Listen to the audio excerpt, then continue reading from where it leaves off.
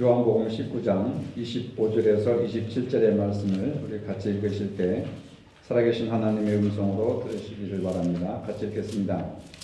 예수의 십자가 곁에는 그 어머니와 이모와 글로바의 아내 마리아와 막달라 마리아가 섰는지라. 예수께서 자기의 어머니와 사랑하시는 제자 곁에 서 있는 것을 보시고 자기 어머니께 말씀하시되 여자여 보소서 아들입니다 하시고 또 그 제자에게 이르시되 보라 내 어머니라 하신대 그때부터 그 제자가 자기 집에 모시니라. 아멘. 잠깐 사진을 보도록 하겠습니다. 여러분들 뉴스에서 저 사진을 혹시 보신 적이 있습니까? 얼마 전에 92살의 아버지를 지게에 태워서 금강산 구경을 시켜드린 이군익 씨에 대한 이야기입니다. 신문에도 방송되고 텔레비전 뉴스에도 방송된 겁니다. 어느 날 92세 아버지가 금강산에 8만여 개의 암자가 있다던데 이렇게 혼자 중얼거리는 소리를 옆에서 아들이 듣고 아버지를 꼭 금강산에 모시고 가서 평생 한이었던 구경을 시켜드려야 되겠다, 그렇게 생각을 하고 형제들이 모였습니다. 근데 문제는 노안으로 거동이 불편하신 아버지가 산에 오르는 것이 불가능한 일이어서 어떻게 하면 아버지께 금강산 절경을 마음껏 보여드릴 수 있을까 며칠 밤을 고민하다가 어릴 적에 지게를 지고 나무하러 가던 기억을 떠올리고 바로 지게를 만들어서 아버지를 지게에 지고 이곳저곳을 부지런히 구경을 시켜드렸다고 하는 아주 이조시대 때나 나오는 그런 효심이 오늘 우리들의 마음을 자극하고 있습니다. 지게의 무게에 어깨와 팔이 뻣뻣하게 굽고 허리가 끊어질 듯 아팠지만은 어린애같이 좋아하시는 아버지를 보면서 얼마든지 견딜 수 있었다고 말했습니다. 지게를 치고 다니는 동안 상반신 전체가 거의 피멍이 들어있었어도 아버지가 돌아가시기 전에 금강산 구경을 마음껏 하셨다고 하는 데 대해서 이군익 씨는 행복했다라고 이렇게 이야기하고 있습니다. 자, 이제 나를 쳐다보게. 그런가 하면은 나이 들어 병든 부모를 하루도 못 모시겠으니 돈을 형제들이 모아서 요양원으로 보냅시다.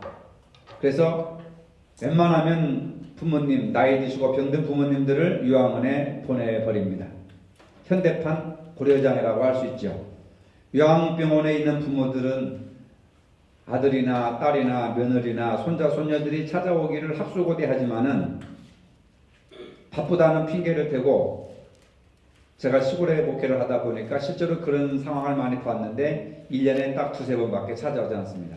생일날, 추석날, 설날, 그것도 잘 찾아오는 자식들이에요. 그런데 대개 보면은 3년이고 4년이고 한 번도 찾아오지 않는 자식들이 태반입니다. 제가 그걸 직접 목격을 한 사람이에요. 그러다가 돌아가시면은 장례식에 자식들을 데리고 오는 것이죠. 지금은 아들, 딸, 며느리 사회가 효자가 아니라 사회복지사들, 간병인들이 자식 노릇하고 효자 노릇하고 있는 실정입니다. 양주동 씨가 지은 어머니 은혜라는 시가 있는데 이영렬 선생님이 이 곡을 붙였습니다. 마실 때 괴로움 다 잊으시고 기르실 때 밤낮으로 애쓰는 마음, 진자리 마른 자리에 가라니시며 손발에 닿아닿도록 고생하셨네. 하늘 아래 그 무엇이 넓다 하리요. 어머님의 희생은 가히 없어라. 이제는 부모님의 희생은 가히 없어라. 이렇게 개사를 해서 불려야 되겠죠. 언제나 들어도 우리의 가슴을 뭉클하게 하는 노래입니다. 5월은 가정의 달입니다. 특히 8일은 우리가 어버이날로 지키고 우리를 낳으시고 기르신 어버이의 은혜를 감사하는 날입니다. 오늘 하루만이라도 부모님의 은혜를 생각하며 감사하는 마음을 가져야 될 줄로 믿습니다. 오늘 우리가 함께 읽은 본문을 보면은 예수님이 십자가에 못 박혀 죽으실 때 자신의 모친을 돌봐주도록 부탁할 제자로 요한이라고 하는 사랑하는 제자를 선택을 합니다. 예수님은 자신의 모친을 맡기는 일을 아무에게나 맡기지 않습니다. 예수님이 사랑하는 제자는 예수님의 마지막 위임을 수행하는 유일한 인물로 기록되어 있습니다. 예수님이 이런 부탁을 한 제자는 예수님의 형제도 아니고 친척도 아니고 베드로도 아니고 오직 사랑하고 신뢰할 수 있는 제자 한 분뿐이라고 하는 것을 보여주고 있는 것입니다. 27절에 그 제자에게 이르시되 보라 내 어머니라 하신대 그때부터 그 제자가 자기 집에 모시니라. 예수님의 어머니를 사랑하는 제자야 내 어머니니라. 내 어머니가 아니라 이제는 내 어머니니라. 제자 너의 어머니니라. 이 얘기는 예수님이 나는 이제 죽지만 내 어머니를 부탁한다 하면서 그때부터 사랑하는 제자가 그 예수님의 육신의 어머니 마리아를 평생 모시는 그런 아름다운 그런 모습들이 본문에 소개되고 있습니다. 3년 동안이나 예수님과 삶을 함께 살며 가르쳤던 사랑하는 제자들은 예수님이 십자가에 못 박히신다는 그 긴박한 상황에서 다 도망가 버리고 숨어버립니다. 그런데 사랑하는 제자 요한과 본문을 보면은 그 모친과 이모와 글로바의 아내 마리아와 막달라 마리아가 예수님과 함께 예수님의 최후를 지켜보기 위해서 십자가에 가까이 계셨던 것을 볼 수가 있습니다. 예수님의 부탁을 받은 제자는 그때부터 그 제자가 자기 집에 예수님의 어머니를 모시니라. 우리는 이러한 본문들을 잃어버리고 예수님처럼 불행한 불효자가 어디 있느냐 하면서 예수님에 대해서 엄청나게 비난하는 사람들이 있습니다. 부모님을 모시지도 않고 장가도 가지도 않고 집 한 채도 없고 그 다음에 예수님과 형제들이 왔을 때 누가 내 어머니며 내 형제들이냐 하나님의 뜻대로 하지 않는 자는 내 형제도 아니고 내 자매도 아니니라 하면서 육신의 어머니를 문전박대하고 그리고 가장 큰 불효는 어머니보다 먼저 죽어버리고 그래서 유교 사상을 갖는 사람들이 성경을 읽으면서 예수님처럼 불효자가 어디 있느냐 그렇다고 예수 믿는 사람들이 부모가 죽었다고 제사를 드리냐 뭐를 하느냐 하면서 아주 그럴듯한 것들을 갖다 붙이면서 기독교를 굉장히 비난을 많이 합니다. 제사도 모르잖아요. 제사도 안 드리니까 부모도 모르고 조상도 모르는 종교가 기독교다.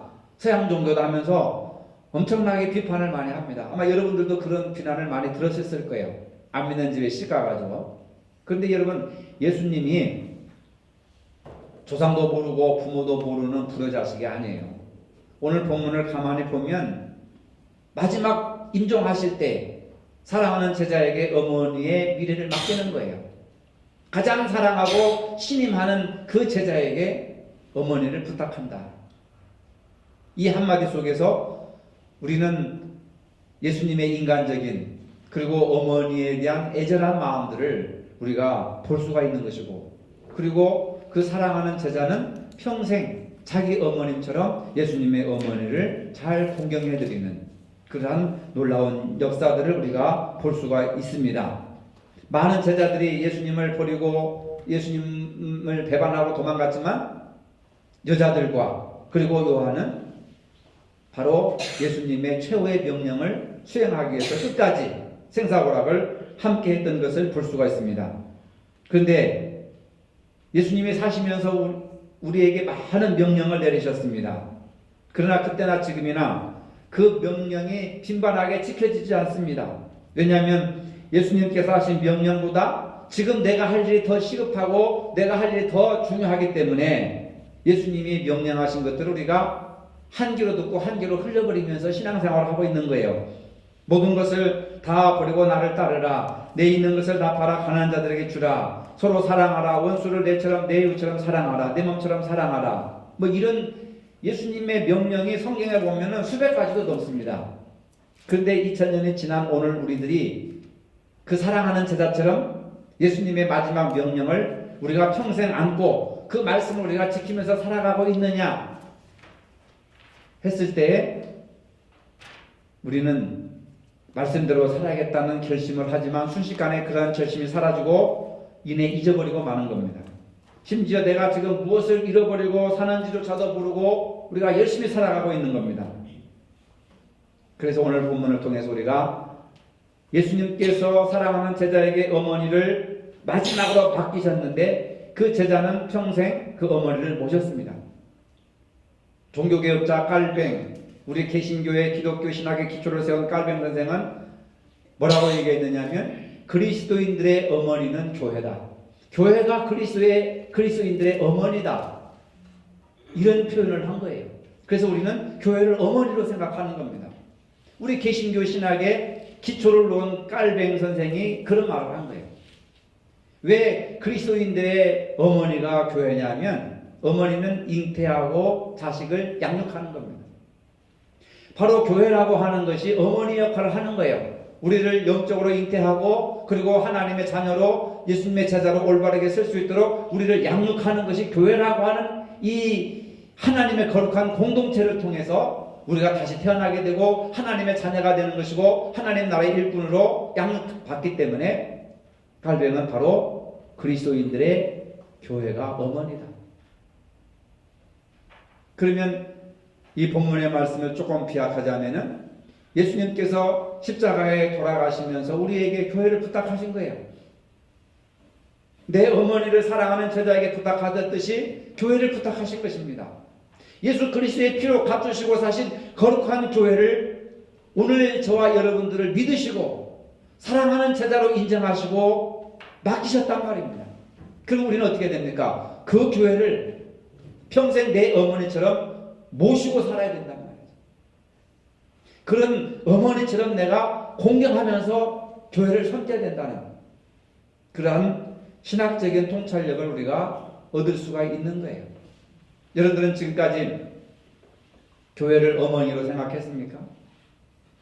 어머니라고 생각하지 않았어도 내가 교회를 통해서 예수를 믿게 되고 복음을 알게 되고 거듭나게 되고 그 다음에 새로 이렇게 잉태되고 그리고 내가 점점점 하나님의 일을 하면서 집사가 되고 권사가 되고 장로가 되고 목사가 되고 주의 일을 할 수 있도록 우리를 양육시켜 주신 것이 바로 교회라고 하는 공동체라고 하는 거예요. 그래서 우리가 무엇을 소중히 여기게 됩니까? 어머니를 소중하게 여기듯이 영적인 어머니인 교회를 소중하게 여기게 된다. 그게 우리 개혁정신의 가장 모토가 되는 교회론이라고 할 수가 있습니다. 여러분.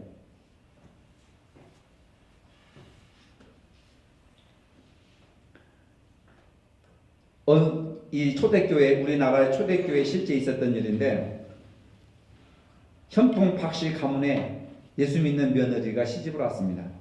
가난한 농사꾼인데 어느 날 남편은 산으로 나무하러 갔고 아내는 다른 집 밭일을 품맛이 하러 이렇게 갔는데 집으로 돌아보니까 나이 드신 어머니가 3살짜리 손자의 목을 타고 목을 조르고 있었습니다. 놀란 며느리가 시어머니에게 묻습니다. 어머니 무엇 하십니까? 그러니까 애미야, 내가 마침 닭고기가 먹고 싶었던 차에 마침 숱하게 방에 들어오지 않겠느냐. 그래서 내가 지금 닭을 잡고 있는 중이다. 며느리가 깜짝 놀라가지고 어머니 제가 잡겠습니다 하고 어머니를 비키게 하고 늘어진 아이를 안고 나와보니까 이미 숨이 끊어진 후였습니다. 어머니가 요즘 말하자면 치매에 걸린 겁니다. 그래서 자기 방 아랫목에 아이를 뉘어놓고 나와서 어머니를 위해서 닭 한 마리를 잡으면서 털을 뽑고 있는데 그냥 막 눈물이 그냥 빗방울처럼 막 쏟아지는 거예요. 남편이 밖에서 나무하고 이렇게 돌아보니까 아내가 닭을 잡으면서 눈물을 그냥 막 흘리고 있는 거죠. 왜 우느냐고 묻자 아내가 말합니다. 어머니에게 닭을 잡아드리고 말씀드리지요 하고 닭을 잡아가지고 어머니에게 정성껏 이렇게 음식을 대접합니다. 아무것도 모르는 치매에 걸린 어머니는 그냥 막 닭고기를 그냥 막 맛있게 뜯어 먹고 있습니다. 그리고 남편에게 조용히 자초지종을 얘기합니다. 남편 또한 귀한 효자였습니다. 여보, 이미 일이 이렇게 되었으니 어찌하겠소? 자식이야 또 낳을 수 있지 않겠소? 그런데 당신은 이런 형편에도 놀라지 않고 망령들인 우리 어머니를 지극하게 잘 보살펴 주니 너무 고맙소. 요즘은 멀쩡한 어머니도 모시기 싫어하고 심지어는 여행 같이 가자고 하면서 외국에다 버리고 제주도에다 버리고 유명 관광지에다가 부모를 버리고 오는 마당에 이 부부는 진정한 하나님이 원하시는 효가 무엇인지를 삶을 통해서 보여준 것입니다. 아이를 장사 지내고 난 후에 그 착한 아내가 너무나도 고마워가지고 남편은 아내의 손을 잡고 당신이 믿는 하나님을 나도 믿고 당신이 타는 교회도 나도 가겠소 하고 예수 믿는 가정이 되었다고 하는 초대교회의 훈훈한 일화가 소개되어 있습니다. 이 며느리는 순박하고 많이 배우지 못한 농촌 사람이었지만은 교회에서 가르쳐 주신 말씀, 하나님의 말씀을 그대로 믿고 순종을 한 거예요. 이게 바로 교회가 가르쳐 주는 양육이고 잉태라고 하는 겁니다. 육신의 어머니는 시어머니지만 치매 들린 어머니였지만은 이 여인에게 영적인 어머니는 하나님의 말씀을 가르쳐주고 실천하고 올바르게 살아갈 수 있도록 지도해주는 교회가 영적인 어머니 역할을 했다고 하는 겁니다. 이것이 예수님의 명령에 순종하는 신앙이고 이 신앙이 사람을 감동하게 만든다고 하는 겁니다. 예수님의 제자는 예수님의 부탁을 머리로만 긍정한 것이 아니라 몸으로 실천한 겁니다. 예수님은 자신의 모친을 제자에게 부탁함으로써 내 부모를 공경하라고 하는 말씀을 충실했을 뿐만 아니라 한 걸음 더 나아가서 내 이웃의 부모까지도 내 부모처럼 공경하라고 했습니다. 이걸 보고 어찌 예수님이 불효자식이고 기독교가 부모를 모르고 조상도 모르는 불효의 종교라고 할 수가 있겠습니까? 만약에 안 믿는 사람들이 기독교를 그렇게 비난하거든 여러분들이 성경 구절을 보여주시면서 이런 말씀을 해야 된단 말이에요. 부모를 공경하라고 하는 말이 뭐예요? 높이 평가하다, 가치를 두다라고 하는 얘기입니다. 그런데 이 공경하라는 용어가 요한복음 5장 23절에서는 하나님을 공경하라는 말과 똑같이 씁니다. 부모를 공경하는 것을 하나님을 공경하듯이 하라. 부모 공경과 하나님 공경이라는 단어를 똑같이 쓴단 말입니다. 헬라어로. 그 얘기는 뭐냐? 물론 부모를 신으로 떠받들라는 얘기는 아니에요. 하나님을 공경하듯이 부모를 공경하라는 얘기는 하나님처럼 신처럼 떠받들려고 하는 것이 아니라 하나님을 섬기듯이 존경하고 받들어라 라고 하는 뜻이에요. 이렇게 효도하는 것을 누가 보시느냐? 우리 하나님께서 보시는 겁니다. 효도하면 하나님께서 그의 장래를 복되게 하십니다. 효도에 관해서 디모데전서 5장 4절에 이렇게 교훈하고 계십니다. 만일 어떤 과부에게 소녀나 손자들이 있거든 저희로 가서 먼저 자기 집에서 효를 행하여 부모에게 보답하기를 배우게 하라. 이것이 하나님 앞에 받으실 만한 것이니라. 먼저 효를 가르치라. 자식들에게 먼저 효를 가르치라. 자손들이 복받는 길이다. 이렇게 말씀을 하신 거예요. 여러분, 미국의 억만장자였던 유명한 록펠러의 어머니는 가난한 사람이었어요. 많은 것을 배우지 못한 평범한 어머니였습니다. 이름도 없는 록펠러의 어머니는 일찍 남편을 여의고 그의 아들에게 유언을 합니다. 나는 너에게 남겨줄 것이 아무것도 없다. 그러나 이 10가지만은 유언으로 남기겠다. 너는 평생 이렇게 살면 큰 복을 받을 것이다. 하면서 10가지 자식에게 남겼습니다. 첫째, 하나님을 친아버지처럼 섬겨라. 하나님을 친아버지로 섬겨라. 둘째, 목사님을 하나님 다음으로 섬겨라. 미국에는요, 병원에 가면은 목회자들, 목사만이 파킹할 수 있는 파킹 공간이 따로 있어요. 그만큼 미국 사회에서는 성직자들을 굉장히 이렇게 존중하는 겁니다. 목사님을 하나님 다음으로 잘 섬겨라. 셋째, 주일 예배를 본교회에서 드려라. 넷째, 오른쪽 주머니는 11조 주머니로 해라. 다섯째, 아무도 원수를 만들지 말라. 여섯째, 아침에 목표를 세우고 기도하라. 일곱째, 저녁에 잠들기 전에 하루 일을 반성하라. 여덟째, 아침에는 하나님의 말씀을 꼭 읽어라. 아홉째, 남을 도울 수 있으면 힘껏 도우라. 그리고 열째, 예배 시간은 항상 앞에 앉으라. 이 10가지를 자식에게 유언으로 남겼습니다. 록펠러는 어머니 유언대로 그렇게 살았습니다. 그래서 그는 유명한 가부가 되었습니다. 1930년대 사람인데 그때 당시 그의 재산이 약 순자산만 318조 원이 될 만큼 억만장자, 미국에서 제일 큰 부자가 되었습니다. 그 록펠러의 자서전을 보면요, 한 달 11조를 떼는데 11조 계산을 하는 직원만 43명. 제가 그걸 읽고 깜짝 놀랐어요. 11조만 계산하는 직원이 43명. 여러분, 상상이 갑니까? 상상이. 어렸을 때 어머니가 가르쳐 주신 이 10가지 교훈을 그대로 지키니까 하나님의 복을 쏟아부어 주시는데 당대 세계 최고의 억만장자가 되었던 거예요. 바로 그 어머니의 그 아들. 그러니까 부모된 우리들이 자식들에게 뭘 가르쳐 주느냐, 뭘 교훈을 해야 되느냐, 우리가 이 록펠러의 어머니를 통해서 우리가 뭘 남겨야 되는가, 뭘 가르쳐 줘야 되는가, 어떻게 해야 자식이 축복받고 잘 살게 되는가, 이런 것들을 우리가 생각을 해야 된다는 것이고, 자식들은 그 부모가 가르쳐 주신 그 유언대로 순종하고 살아갈 때 하나님의 복을 주신다는 거예요. 어머니가 유산을 남겨줘서 부자가 된 것이 아니라 어머니는 10가지 교훈밖에 남겨주는 것이 없어요. 근데 하나님이 복을 주시더라. 하나님이. 여러분들도 자식들이 잘 되려고 하거든 이 록펠러의 어머니 10가지 계명을 그대로 그냥 자식들에게 잘 남겨주세요. 그럴 때 하나님이 복을 주신다니까요. 그 자식의 믿음, 이것이 바로 복받는 비결인 줄로 믿으시기를 바랍니다. 성경은 분명히 말합니다. 에베소 6장 4절에 보니까 부모들에게 아비들아 너희 자녀를 노엽게 하지 말고 오직 주의 교훈과 훈계로 양육하라. 부모가 친히 본을 보이고 자식들에게 바르게 살라고 교훈을 해야 되는 겁니다. 근데 부부는 맨날 부부싸움을 하면서 자식들에게는 바르게 살아라, 착하게 살아라, 정직하게 살아라 하면 되겠습니까, 여러분? 요즘은 옛날과 달라서 자식들이 부모보다 지식이 많고 경험도 풍성하기 때문에 여간해가지고는 자녀들이 부모의 뜻을 따르려고 하지 않습니다. 부모는 무조건 자식들에게 순종을 강요해서는 안 되는 겁니다. 왜 순종을 해야 되는지 그 이유를 가르쳐줘야 되고 설득을 시켜야 되는 겁니다. 때로는 자녀들의 뜻에 따라주는 것도 가족의 화평을 위해서 매우 중요한 이유입니다.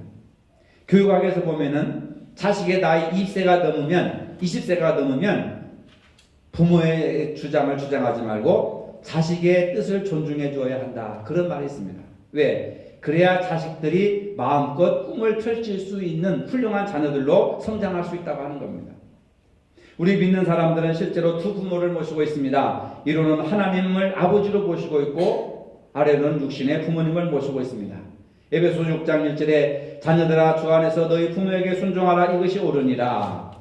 부모에게 순종할 때 무조건 순종하는 것이 아니라 이 부모님의 말씀이 주님의 뜻 안에서 순종할 만한 가치가 있는가, 아니면 주님의 뜻에 어긋나는 것인가.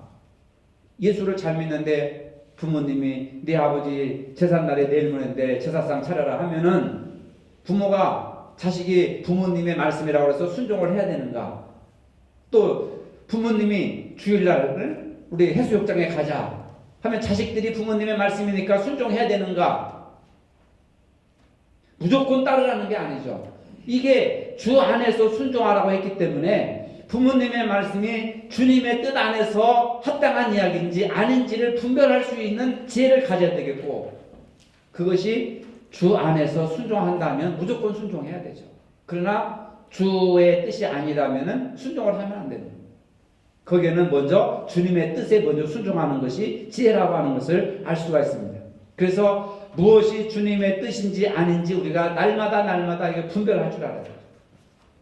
그럴 부모가 없지만은 자식들한테 도둑질을 시킨다든지 나쁜 짓을 시킨다든지 하면 부모님에게 순종하라고 했기 때문에 순종해야 되느냐? 아니라는 것이죠. 극단적인 예지만은 우리가 그걸 구분할 수 있어야 된다. 부모와 자녀 사이에 일반적으로 약 30살의 차이가 납니다. 부모와 자녀가 성장한 사회적 배경이 다르기 때문에 가치관이 다르고 사고방식이 다르고 생활습관이 다르고 표현 방법이 다르고 행동 양식에 있어서 차이가 있을 수밖에 없습니다. 요즘 자식들은 햄버거를 좋아하는데 부모는 된장찌개를 좋아하는 거예요. 이것 때문에 싸우는 겁니다. 가정에서. 그렇죠? 또 자식들은 통닭을 좋아하는데 부모는 별로 좋아하지 않습니다. 여러분, 이게 실제적으로 지금 한국 사회에서 일어나는 세대 간의 갈등, 그 다음에 세대 간의 차이가 사소한 것에서부터 나타난다 그 말입니다. 세대차는 부모와 자녀 사이에 틈을 만들어내는 그런 공감의 능력을 점차 축소시키고 갈등으로 치닫게 하는 그런 요소들이 굉장히 많이 작용하고 있습니다. 아마 여러분들이 자식들에게 원하는 것은 나 맛있는 거, 나 좋은 옷 해줄 생각하지 말고 너희들이나 건강하고 행복하게 살아라. 너희들이나 잘 먹고 잘 살아라. 이것이 한결같은 부모님의 마음일 거예요. 부모님은 뭘 선물을 해줘서 내가 행복하고 그게 효도다라고 생각하는 분들도 계시겠지만은 여기 앉아 계시는 대부분의 부모님들은 나 생각하는 것도 좋지만 너희들 그냥 행복하고 건강하게 잘 살아라. 부모님은 미랄 같은 거예요. 미랄. 미랄이 뭡니까? 한 알의 미랄이 땅에 떨어져 썩어요. 썩어. 그래서 많은 열매를 맺는 겁니다. 자식들이 잘 된 것은 부모님이 미랄처럼 썩어졌기 때문에 자식들이 잘 된 거예요. 건강한 거예요. 그걸 잊어서는 안 됩니다. 그래서 부모님은 자식들이 잘 되는 것만 봐도 그냥 행복한 거예요. 그게. 여러분 그렇지 않습니까? 자식들 잘 되는 걸 보는 것으로 행복한 겁니다. 뭘 더 바라겠습니까? 그런데 요즘 이제 젊은 가정들을 보면은 옷차림, 의견 표현, 이성 친구 사귀는 문제, 신앙 등 여러 가지 문제에 있어서 부모와 자녀 사이에 세대 교체로 인한, 세대 차이로 인한 갈등이 굉장히 많이 증폭됩니다. 옷 한 벌 가지고 부모와 자식들이 싸우는 거예요. 그런 옷 입으면 안 된다. 이런 옷을 입어야 된다. 이런 것이 이런 트렌드인데 이거 입고 싶어요. 막 하면서 부모와 싸우는 거예요. 이성 친구. 부모님의 마음에 안 들어. 그러면 그거 가지고 막 싸우는 거예요. 먹는 거, 입는 거, 신앙 문제. 여러분 자식들과 부모들이 충돌하는 문제가 너무나도 많아요. 스마트폰 하지 마라, 게임 하지 마라, 컴퓨터 오래 하지 말아라, 뭐 하지 마라, 뭐 하지 말아라. 뭐 하라고 하는 말보다 하지 말라고 하는 말이 더 많아. 10계명보다 더 많습니다. 율법보다도 더 많이 하지 말라고 하는. 근데 하지 말라고 하는 것을 자식들은 또 하고 싶은 거예요. 왜 하지 말라고 할까? 호기심이 발동이 되는 겁니다. 80세 할머니와 50살 넘은 아버지가 버스에 탔습니다. 할머니가 요금을 내면서 말합니다. 어른 하나랑 애 하나요. 여러분 이 이야기는 부모님이 자식들을 어떻게 생각하는지 단적으로 보여주는 거예요. 자식이 50살이 되고 60살이 돼도 애는 애란 말이에요. 부모님 입장에서 보면 애요 애. 내 사랑하는 어린 자식이란 말이에요. 우리가 보기에는 어르신들이지만 자녀가 아무리 나이를 많이 먹었어도 부모님의 눈으로 보면은 50살이 되고 60살이 돼서도 어린아이로 보일 뿐이라고 하는 겁니다. 반면에 자녀들은 청소년기를 거치면서 자신의 행동과 진로를 스스로 결정하고자 하는 독립욕구가 생긴다는 겁니다. 고등학교를 졸업하고 대학생활을 하게 되면 독립욕구가 더 강하게 발동을 하는 거예요. 그래서 부모와 자녀 사이에 의견 차이가 점점 심하게 나타나게 되는 겁니다. 이로 인해서 가정의 화목이 깨지는 경우가 있어요. 실제로 가장 큰 문제는 부모와 자녀의 의사소통 방식으로 인해 생기는 갈등입니다. 서로 하고 싶은 말 할 뿐 상대방의 이야기를 들으려고 하지 않을 경우 의견을 전달하는 방식이 잘못되어서 갈등이 일어나게 되는 겁니다. 자기가 하고 싶은 말 하는 거예요. 부모는 자식에게 하고 싶은 말 하고 자식은 부모에게 하고 싶은 말 하고 그러니까 대화가 안 되는 거예요. 들어주는 사람이 없는 겁니다. 여러분 일부 부모들은 자녀보다 20, 30년 차이가 더 나기 때문에 내가 너보다도 인생을 더 오래 살았기 때문에 경험이 많다 해가지고 자식들의 이야기를 들으려고 하지 않고 부모의 경험을 지레짐작으로 해서 자식들의 대화를 끊어버립니다. 중간에 말을 끊어버리거나 제대로 듣지 않고 부모님의 입장에서 자식의 이야기를 각색을 해버리고 진단을 해버리는 거예요. 이럴 경우에 자녀는 부모의 이야기를 듣지 않는다고 해서 우리 부모님은 내 이야기를 듣지 않고 일방적으로 명령만 해, 잔소리만 해, 대화가 안 돼. 그러면서 속으로 뭐라고 하느냐 포기를 해버립니다. 대화를 해봤자 화가 나고 속상하고 소용없다고 생각을 하기 때문에 대화를 하지 않습니다. 의사전달 방식이 잘못되면 전달하고자 하는 메시지와는 무관하게 문제가 발생할 수 있는 것이죠. 그래서 오해가 생기는 겁니다. 임상심리학자인 토마스 고던이라고 하는 유명한 학자가 부모와 자녀 간의 의사결정을 전달하는 전형적인 방법으로서 칭찬을 해라. 그리고 이건 마찬가지예요. 부모와 자식이 동시에 해야 됩니다. 부모가 무슨 말을 하면 칭찬을 하고 동의를 해야 돼요.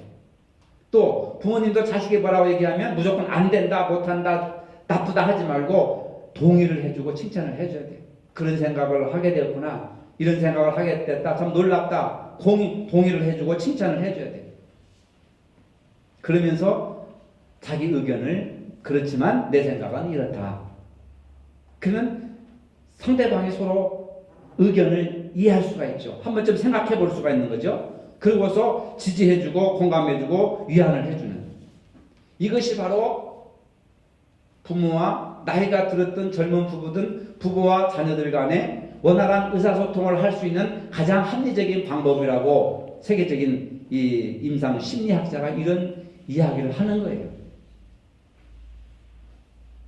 그 외에 다른 어떤 방법으로 대화하려고 하다 보면은 역시 갈등을 증폭하게 되고 반발심을 일으키게 되기 때문에 다른 방법을 사용하지 말아라. 그러니까 상대방의 이야기를 들어준다는 거, 그 다음에 공감해준다는 거, 지지해준다고 하는 거, 그러면서 자신의 의견을 조심스럽게 이야기하면 상대방도 내 말을 들어주고 공감했기 때문에 나도 상대방의 말을 들어주고 공감해 줘야 되는 거예요. 이게 안 되니까 가정에서도 그렇고 교회에서도 그렇고 직장에서도 그렇고 사회에서도 그렇고 정치하는 사람들도 그렇고 국회에서도 그렇고 맨날 싸우는 거예요. 맨날. 그러니까 우리가 보면은 식상하잖아요. 여러분. 희망이 없잖아요. 이 사회에. 그것은 뭐냐면 이게 우리 안에서, 내 안에서 이게 훈련이 안 됐기 때문에 그런 거예요. 그러니까 무조건 내 생각과 다르면 다 나쁜 거예요. 여러분들이 교회 생활하면서 상처받는 게 뭐예요? 계단이 높아서 많아서 상처받습니까? 음식이 짜서 상처받습니까? 그런 분들은 하나도 없어요. 말 때문에. 내가 뭘 했는데 이걸 좀 지지해주고 공감해줘야 되는데 그냥 인민재판하던 식으로 전부 다 그냥 비판을 하고 비난을 하면 그 일을 행한 사람은 죽어도 하기 싫은지 앞으로. 내가 미쳤어 이 일을 하게? 요거도 먹고 내가 뭐하러 이래? 안 하는 거예요. 상처가 너무 큰 거예요. 그러니까 비록 내 생각과 다르고 내 계획과 다르고 내 취향과 다르더라도 애썼습니다. 수고했습니다. 고생했습니다. 보니까 참 좋네요. 얼마나 바쁜데 더운데 이렇게 했습니까? 하고 말 한마디 해주면 막 힘이 생기고 용기가 생기고 위로가 생기고 고생한 것이 싹 없어지는데 우리는 긍정적인 말보다도 부정적인 말로 더 많이 해버리는 거예요. 여러분, 이제 우리가 행복하고 화목한 가정과 교회와 나라와 민족을 이루기 위해서는 우리 자신부터 바뀌어야 되지 않겠습니까? 남의 한 것에 대해서 좀 지지해 줍시다. 왜 아무 말도 없어요? 여러분, 지지해 줍시다. 이 현실적인 문제예요. 비록 그것이 어긋났을지라도 성경에 입에 대지 않는다면 우리가 그냥 끌어안고 같이 가야 되지 않습니까? 그래서 내가 볼 때는 아무것도 아닌 거 가지고 그냥 닭 잡듯이 그냥 막 때려잡는 거예요. 우리가 그런 거예요. 우리 모두가 다 그렇더라고요. 예전교회에서나 또 뭐 기관에서나 교회에서나 가정에서도 마찬가지잖아요. 그러니까 다름을 인정해 줘야 되는데 무조건 다름을 인정해 주지 않고 자기 의견이 옳다고만 생각하니까 상대방의 의견을, 내 의견을 인정하지 안 해주는 거예요. 그러니까 갈등이 생기는 겁니다. 여러분. 부모는 자녀들의 뜻을 존중해주고 자녀들은 부모님의 뜻을 존중해주는 것이 형제간의 화목에 이르는 비결입니다. 부모와 자녀들의 의견이 대립됐을 때 서로 양보하는 마음을 가지하고 서로의 의견을 주장하지 말고 충분한 대화를 통해서 일치를 보는 것이 가장 중요한 거예요. 투표해서 결정되는 것도 아니고 그냥 시간이 지나더라도 충분하게 기도하면서 대화하면서 일치를 보는 것이 가정을 가장 원만하고 화목하게 끌어가는 방법이더라고요. 그러니까 주장하는 자세로 하지 말고 들어보는 거예요. 들으면서 계속 상대방의 이야기도 듣고 내 이야기도 하고 그래서 하루아침에 그냥 무자르듯이 딱 결정내지 말고 기도하면서 또 계속해서 시간 갖고 충분하게 대화하면요. 제가 볼 때는 남북 대화도 되는데 남북 간의 대화도 되는데 교인들 간에 또 성도들 간에 가정에서 부모 자녀 간에 의견 대립이 있을 수가 없어요. 너무 성급하게 막 그냥 자기 주장만 하려고 하다 보니까 기분 나쁜 거죠. 안 되니까. 그래서 형제 간의 우애가 금해가면 부모님이 돌아가시면 원수처럼 되어버리는 경우가 많이 있습니다. 우리 주변에. 부모는 항상 자녀들의 화목을 최우선으로 두는 입장에 서서는 그러한 객관적인 입장에서 서야 되는 것이고, 그리고 이제는 20살이 넘으면 자식의 의견을 존중해주고, 저도 지금요 자식들의 의견을 무시 못합니다. 웬만하면 그들이 할 수 있도록 그냥 개방해주고 뒤로 한 걸음 물러나서 기도해주면서 한번 해봐라. 인생은 다양하니까 경험을 한번 해봐라. 젊었을 때 경험은 인생의 자산이 아니냐 하면서 하도록 만들어주고 위에서 그냥 기도해주는 거예요. 그래서 항상 화목이 최고다, 화평이 최고다 하는 그런 태도를 취하는 것이 가장 바람직하시고, 이런 지혜로운 자세로 화목한 가정, 화목한 교회, 화목한 직장, 화목한 나라와 민족이 되시기를 주님의 이름으로 축복합니다. 걸어가신 주님, 예수님의 효성을 본받아서 부모를 공경할 수 있는 은혜를 더하여 주시고, 화목한 가정, 화목한 교회, 화목한 사회가 될 수 있도록 서로 공경하며 또 이해해주며 지지해주며 사랑해줄 수 있는 은혜를 더하여 주시옵소서. 예수님의 이름으로 기도합니다. 아멘. 이제는 우리 주 예수 그리스도의 은혜와 하나님 아버지의 무한하신 사랑과 성령의 교통하심이 부모님께 효도하고 화목한 가정을 이루기를 원하는 사랑하는 모든 성도들 머리 위에 이제로부터 영원토록 함께 하시기를 축원하옵나이다. 아멘.